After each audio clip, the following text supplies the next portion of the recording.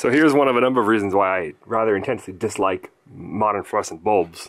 So I'm just sitting at my desk, which is right behind me, and one of the fluorescent lights in my fixture goes out. Or one of the lights goes out. I didn't really pay attention. I figured it's one of the bulbs burnt out. And then there's this extremely loud pop, like pretty freaking loud, even despite the fact that I'm wearing headphones. And I turn around and look, and obviously it's pretty spectacularly failed. It looks like, if you look up in there, it looks like one of the capacitors like exploded hard enough to blow the casing off the bulb. And that's impressive. So, you know, I mean, in this, it wasn't nothing interesting going on. It's just in a fixture. I mean, they're up in the can, but they're, you know, I mean, they're exposed. They're not self-contained. All these other bulbs, these are all actually LED. I run all LEDs there for that one, which is just old.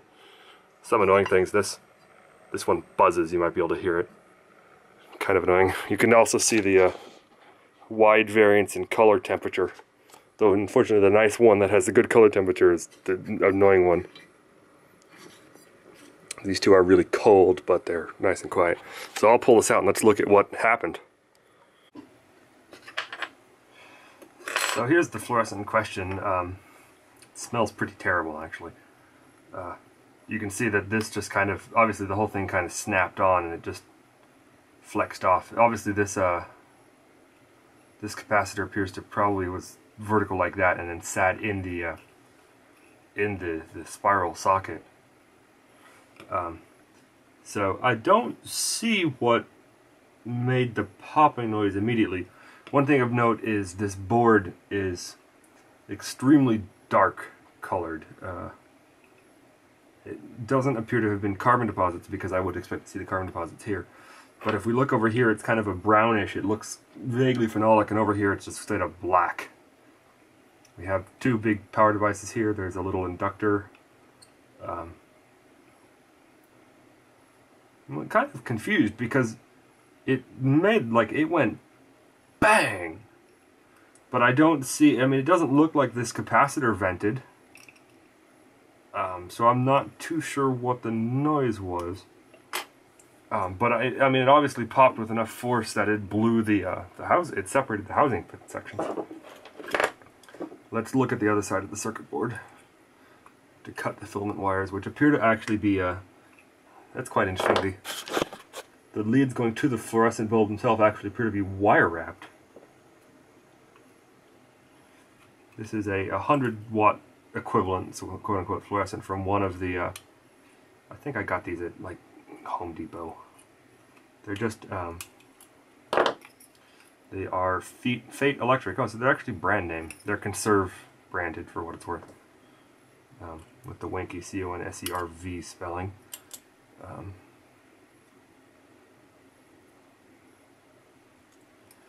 So let's have to snip that lead there and that lead there.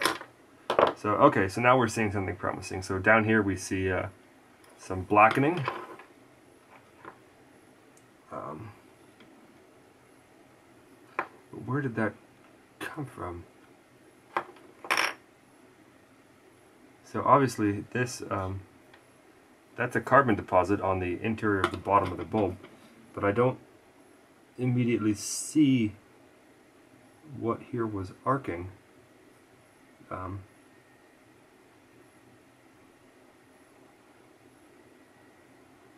you can see, so we have, incidentally, this board is kind of frightening.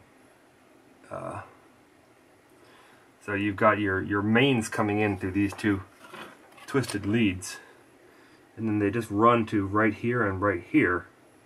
Look at that, barely any separation there. I would assume this is forming a bridge rectifier.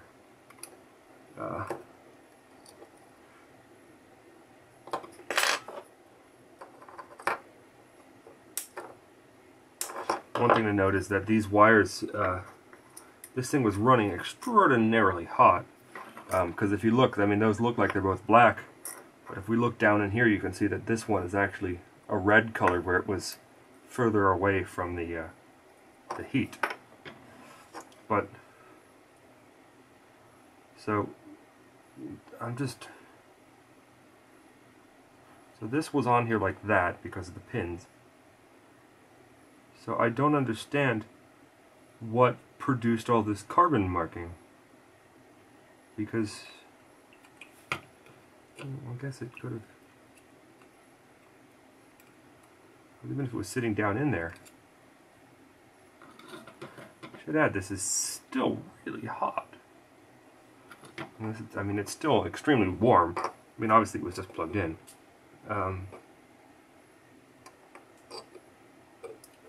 But I don't see any...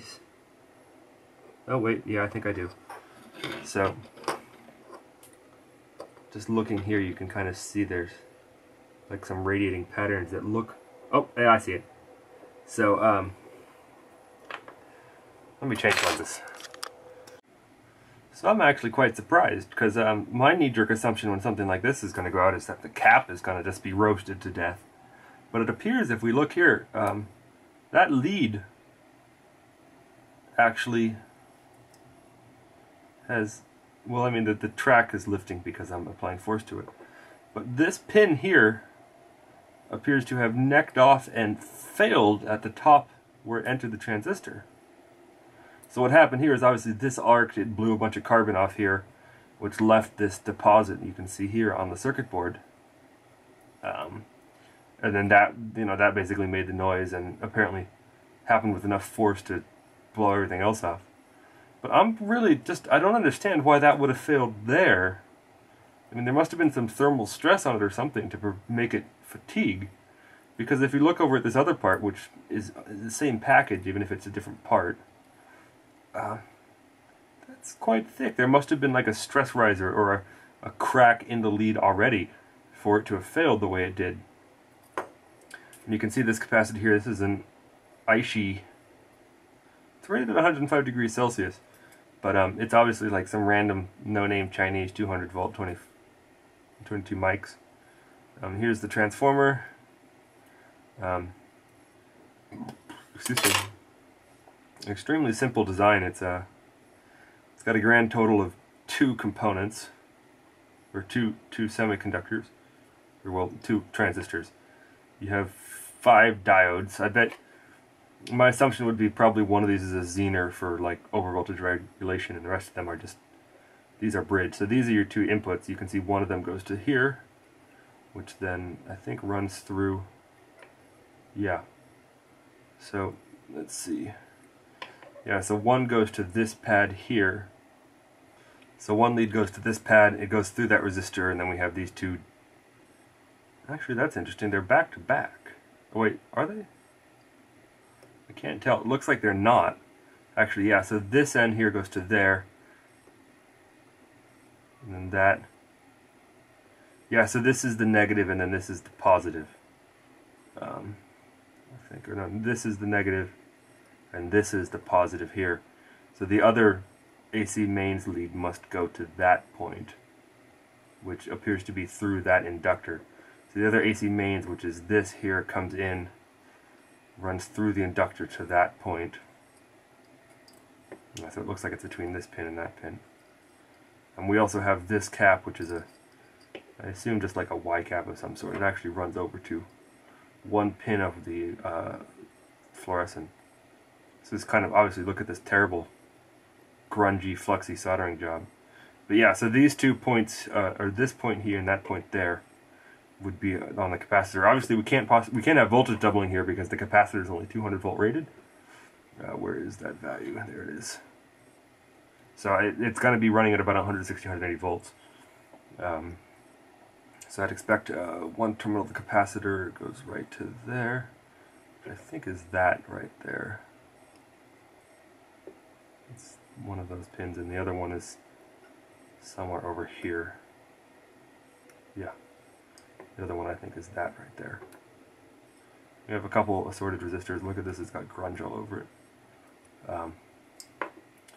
Yeah, I would assume this is just like one of the windings on this is the feedback to drive the transistors. This little, whatever the heck this is quite interesting. 6-terminal inductor, which looks like it's got 2 little leads in one. This might be part of some sort of resonant circuit, part of the transistors, which actually inclined to think that because this pin here. Oh wow, look. That obviously, ooh, that's like all that arced. I don't know what the hell happened there, but they didn't have enough creepage for sure. Because they've got a nice big, here's a nice big arc pit right there. That might have actually, it wouldn't surprise me what happened actually, yeah, because this is the transistor that then failed, is that, it's possible this is AC mains and it creeped over, arced into the base, and then, I guess I'm assuming this pin is the base for no particularly coherent reason. That actually, I don't think it is because it runs over to the mains. So that might be the base, so that's connected to the other pin here. My guess would be that this is the base, which connects to what looks to be a ferrite down there. So actually, what are these transistors? They are... Whoa! Okay, that's interesting. So this transistor also kind of exploded.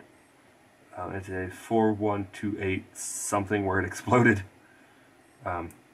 This other one is a even more exploded. Wow, 412 something.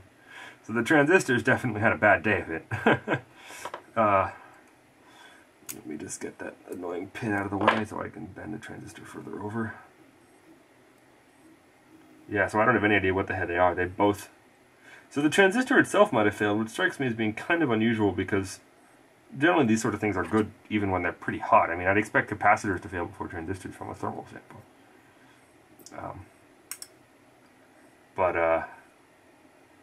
Yeah, I don't know who made these. I don't recognize that. It looks like an M or an NE, and it's a little damaged here. See, the whole frame of the transistor just kind of went... Yeah, just down here we just have some marks. So I wonder really what precipitated what. I mean, if this was the first failure, I can see that taking out both of these transistors, which are probably in like a bridge assembly of some sort. I'm not too sure. I'm not going to bother tracing it out. But I mean, we obviously have some pretty spectacular arc damage here. This is just where I broke off this pin so I could fold the transistors around a little more. So this just you know, kind of inserts here. Whatever. Somewhere in there. I don't really care. Some other stuff splintered off, but I mean, this is obviously, you know, kind of pretty terrible. I mean, you can see apparently we have mains across here, and look at the creepage there. That's less than a millimeter. That's just freaking terrible. I mean, and then you have like, look at how horribly filthy this board is. I mean, no wonder it's arced over. They do have silkscreen in a lot of places. I don't know why. I wonder if the silkscreen lets them get away with better creepage, but I mean, it's just fucking terrible. I mean, so for reference, here's the so this is a Fate Electric Conserve Energy CE23T2/4N 23 watt fixture, 120 volt AC, 60 hertz, 383 milliamperes, 1600 lumens. And there's the UL code, probably faked or bullshit. UL listed right, I mean, considering it just fucking exploded. Blah, blah, blah, blah.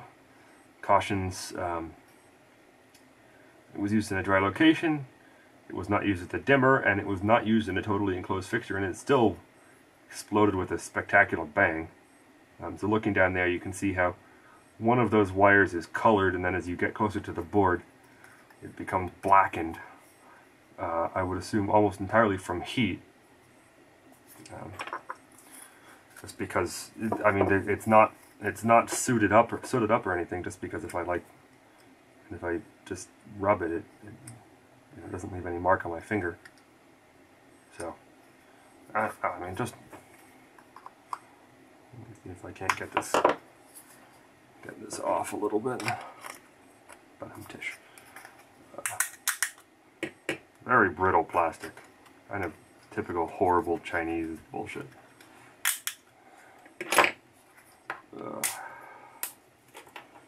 So, yeah, so you can see down here, it's a much brighter red color. So it looks a heck of a lot like it's thermally discolored just as it went closer into the lamp. I mean, it is nice of them that they did seem to try to, the way this is designed, it was designed so the capacitor sticks into the bulb socket, which seems to be a pretty common approach, and it just keeps the capacitor away from the hot bits as much as possible. I actually wonder how much capacitance is, how good this capacitor still is. Actually, I have one of those kind of crappy cat meters, but it's functional. Hold on a second. So this is just one of those 18 mega based capacitive, basically cat meters. It's, they're not great, but they're also like $10, $15. I think I bought this from Seed Studio and it was really, really cheap. So this is supposed to be 22 microfarads, and let's see what this thing thinks of it. Well, hey, look, it's 23.1, 22.9, 23.1. So it looks like the capacitor, everything else aside, this capacitor apparently is still in, at least for whatever voltages this is testing with, the capacitor seems to be fine. You can see it's 22.9 with, some measurement noise. So, go figure, it's entirely just related to the failure of some of the active semiconductors. So, we still have a apparently usable 200 volt 22 microfarad capacitor, not that I'm going to use it. But yeah, just what a hunk of shit.